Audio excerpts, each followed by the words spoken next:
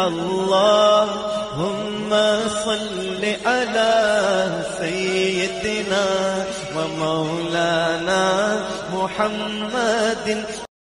السلام علیکم ورحمۃ اللہ وبرکاتہ. دوستو کیا حال ہے؟ آپ حضرات کا خیریت سے ہیں؟ بدر کے میدان کے لیے انشاءاللہ نکل رہے ہیں، جہاں غزوہ بدر ہوئی تھی، جنگ بدر جسے کہتے ہیں.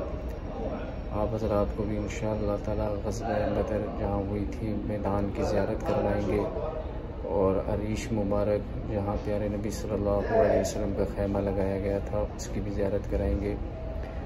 یہ جنگ بدر، غزوہ بدر رمضان کے مبارک مہینے میں ہوئی تھی. 17 رمضان کو یہ مارکہ ہوا تھا.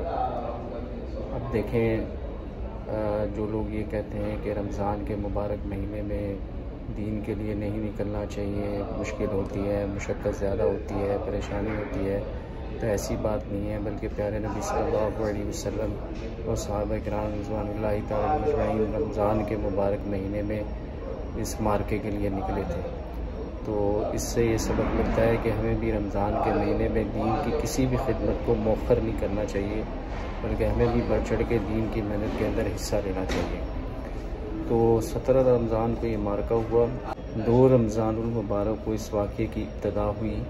پیارے نبی صلی اللہ علیہ وسلم کو خبر ہوئی کہ ابو سفیان کا قافلہ شام سے نکلا ہے جو مکہ جائے گا. اس قافلے میں تمام کفار مکہ نے اپنا مال خرچ کیا ہوا تھا اور جمع کروایا ہوا تھا. ایک بہت بڑا قافلہ تھا ابو سفیان کا. تو پیارے نبی صلی اللہ علیہ وسلم نے صحابہ کرام رضوان اللہ تعالی مجمعین سے فرمایا کہ اس قافلے کو پکڑیں، اور پیارے نبی صلی اللہ علیہ وسلم کا مقصد یہ تھا کہ کفار مکہ کی معیشت کو توڑا جائے، معیشت کی کمر توڑی جائے. یہ مقصد تھا. جنگ مقصد نہیں تھا اس وقت تک. وہ تو بعد میں اللہ پاک نے حالات ایسے پیدا کر دیے کہ جنگ ہو گئی. تو پیارے نبی صلی اللہ علیہ وسلم صحابہ کو لے کے ابو سفیان کے قافلے پر حملہ کرنے کے لیے نکلے.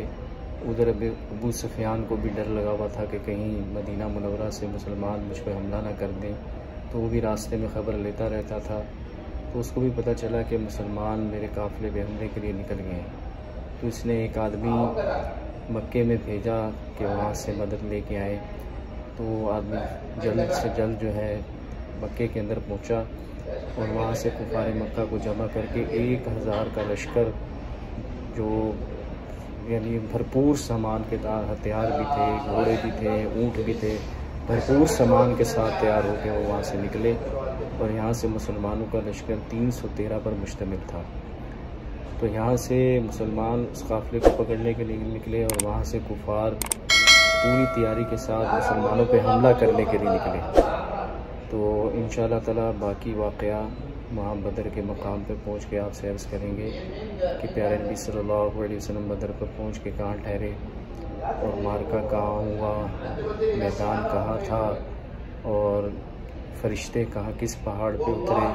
یہ ساری باتیں انشاءاللہ وہاں پہنچ کے کرتے ہیں. راستے کی بھی آپ حضرات کو زیارت کروائیں گے، کیونکہ راستے کی زیارت اس لیے ضروری ہے کہ ہمیں پتہ چلے کہ اس زمانے میں کیسے اونٹوں پہ، گھوڑوں پہ اور خچروں پہ کیسے سفر کیا جاتا تھا. رمضان کا مہینہ تھا، صحابہ کی کیسی قربانی ہے کہ اللہ کے نبی کی ایک آواز پہ اپنی جان ہتھیلی پہ رکھ کے چل پڑتے تھے. اللہ جل شانہ ہمیں بھی اسی طرح دین کی خدمت کرنے کی توفیق عطا فرمائے. چلتے ہیں. یہ دیکھیں جی، بدر کی طرف ہمارا سفر جاری ہے، اور یہ راستہ دیکھ کے میرا دماغ 1400 سال پہلے پیچھے کی طرف چلا گیا، اور میں یہ سوچنے پر مجبور ہو گیا کہ میرے پیارے نبی صلی اللہ علیہ وسلم اور پیارے صحابہ رضوان اللہ تعالیٰ مجمعین بے سر و سامانی کی حالت میں، نہ ان کے پاس سواریاں تھیں زیادہ، نہ زیادہ ہتھیار تھے، نہ کچھ اتنا سامان تھا. تو بے سر و سامانی کی حالت میں کیسے انہوں نے سفر کیا ہوگا. رمضان کا مہینہ ہے اور روزہ بھی رکھا ہوا ہوگا. رمضان کے مہینے میں روزے کی حالت میں اور مشقت والا سفر، لیکن صحابہ کرام رضوان اللہ تعالی مجمعین پیارے نبی صلی اللہ علیہ وسلم کی ایک بات پر لبیک کرنے والے تھے، اور جان ہتھیلی پہ رکھے چاہے جتنی بھی مشقت آئے آپ کی زبان پر فوراً لبیک کر کے نکلنے والے تھے. تو یہ آپ راستے کو دکھانے کا بھی مقصد یہ ہے کہ آپ یہ دیکھیں کہ ہمارے پیارے صحابہ اور پیارے نبی نے دین کے لیے کتنی قربانیاں دی، دین کو پھیلانے کے لیے محنت کی، قربانیاں کی، جد و جہد کی۔ آج دیکھیں نا، اگر ہمارے پیارے نبی صلی اللہ علیہ وسلم اور حضرات صحابہ کرام نے دین کی خاطر قربانیاں دیں تو دین ہم تک آج پہنچا ہے۔ دیکھیں مدارس آباد ہیں، مساجد آباد ہیں، دین کی محنت ہو رہی ہے، یہ سب کی سب کریڈٹ کس کو جاتا ہے؟ یہ سارا کریڈٹ صحابہ کرام کو اور پیارے نبی صلی اللہ علیہ وسلم کو چاہتا ہے کہ انہوں نے دین کو پہلے نمبر پہ رکھا۔ آج ہم اللہ معاف کرے دین کو، دنیا کو پہلے نمبر پہ رکھتے ہیں، دین کو دوسرے نمبر پہ۔ انہوں نے دین کو پہلے نمبر پہ رکھ کے محنت فرمائی، اللہ پاک نے ان کی محنت کی برکت سے ساری دنیا کے اندر دین کو زندہ کیا۔ تو اب انشاءاللہ بدر پہنچنے والے ہیں، بدر پہنچ کے انشاءاللہ وہاں عریش مبارک جہاں پیارے نبی صلی اللہ علیہ وسلم کا خیمہ لگا تھا اس کے بارے میں گفتگو کرتے ہیں۔ ہم الحمدللہ میدان بدر پہنچ گئے ہیں اور یہ آپ کے سامنے مسجد عریش مبارک ہے۔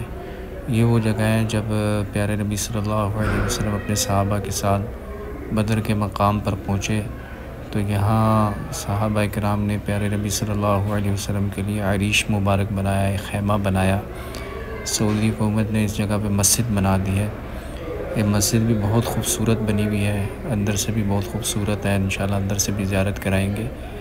تو پیارے نبی صلی اللہ علیہ وسلم نے یہاں صحابہ کرام رضوان اللہ تعالی علیہم اجمعین سے مشورہ کیا کہ بھئی کفار مکہ تو حملے کے لیے نکل آئے ہیں اور پہنچنے والے ہیں، اور مہاجرین اور انصار نے یہاں اپنے عہد کا اعلان کیا۔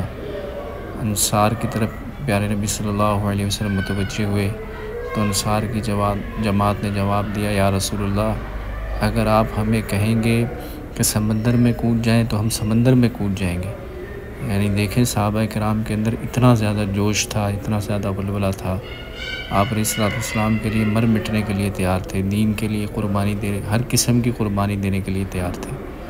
تو یہاں آپ کا خیمہ لگا تھا، یہاں پیارے نبی صلی اللہ علیہ وسلم نے ساری رات اپنے رب سے دعائیں مانگی اور اتنی سخت دعا کی، یہاں تک دعا مانگی کہ یا اللہ یہ 313 کا مجمع ہے، اگر یہ ناکام ہو گیا، ختم ہو گیا تو آپ کا نام لینے والا کوئی نہیں بچے گا۔ ابو بکر صدیق رضی اللہ تعالیٰ نے عرض کیا، یا رسول اللہ آپ اپنے رب سے اتنی سخت دعائیں کیوں مانگ رہے ہیں؟ آپ کا رب آپ کی بات ضرور سنے گا اور آپ کی مدد فرمائے گا۔ اور تہجد کے قریب پیارے نبی صلی اللہ علیہ وسلم کو اللہ کی طرف سے خوشخبری ملی فتح کی۔ تو دیکھیں یہ بھی ایک سبق ہے کہ کوئی بھی کام کرنا ہو اللہ کی مدد کے بغیر آدمی نہیں کر سکتا۔ ہمارے پیارے نبی صلی اللہ علیہ وسلم کی عادت شریفہ تھی کہ نماز سے، دعا سے اللہ کی مدد مانگتے تھے۔ تو الحمدللہ پھر اللہ کی مدد سے اللہ پاک جل شانہ نے اس بدر کی جنگ بدر میں، غزوہ بدر میں مسلمانوں کو فتح عطا فرمائی، اور ایسی عظیم الشان فتح تھی کہ اس فتح سے مسلمانوں کی شوکت اور عزت دنیا کے اندر بڑھ گئی، اور کفار جو ہے وہ ذلیل و رسوا ہو گئے، حق اور باطل علیحدہ علیحدہ واضح ہو گیا۔ اس دن کو اللہ پاک جل شانہ نے یوم الفرقان کہا۔ اتنی یعنی زبردست اللہ پاک نے کامیابی عطا فرمائی، اور اس جنگ کے اندر اللہ پاک جل شانہ نے پہلے 1000 فرشتوں کو بھیجا، پھر اس کے بعد 3000 فرشتے، پھر 5000 فرشتے اللہ پاک جل شانہ نے اس جنگ کے اندر بھیجے، اور اس جنگ کے اندر باقاعدہ فرشتوں نے قتال کیا۔ پیارے نبی صلی اللہ علیہ وسلم نے فتح کے بعد جب جنگ فتح ہو گئی تو پیارے نبی صلی اللہ علیہ وسلم نے فرمایا جو صحابہ غزوہ بدر میں شریک ہوئے وہ سب سے افضل ہیں۔ تو پھر اللہ پاک جل شانہ نے فرمایا کہ جو فرشتے اس جنگ بدر میں شریک ہوئے وہ فرشتے دوسرے فرشتوں سے افضل ہیں۔ تو اتنی یہ زبردست جنگ تھی۔ یہ آپ کے سامنے میدان جنگ ہے، اس جگہ مارکا ہوا تھا، جنگ ہوئی تھی۔ یہ دور آپ کو کھجور کا باغ نظر آ رہا ہوگا، اس سے تھوڑا سا آگے یہاں مارکا ہوا تھا۔ یہاں عریش مبارک سے کھڑے ہو کے پیارے نبی صلی اللہ علیہ وسلم جنگ کو دیکھ رہے تھے، اپنے صحابہ کو دیکھ رہے تھے۔ دیکھیں یہ وہ کنواں ہے کہ جس کے بارے میں آتا ہے کہ پیارے نبی صلی اللہ علیہ وسلم نے جو مکے کے بڑے بڑے سردار تھے جو قتل ہو گئے، ان کے بارے میں فرمایا کہ ان سب کی لاشوں کو اس کنویں میں پھینک دو۔ وہ کفار مکہ کے جو بڑے بڑے سردار تھے ان میں سے 70 سردار مارے گئے اور 70 قیدی ہوئے۔ وہ قیدیوں کے بارے میں پھر مشورہ ہوا تو ان کو فدیہ لے کے چھوڑ دیا گیا، مشورے سے عمل ہوا۔ تو یہ سارا جو ہے بدر کا میدان ہے، یہاں آ کے آدمی کا ایمان تازہ ہو جاتا ہے، ایک روح پرور منظر ہے۔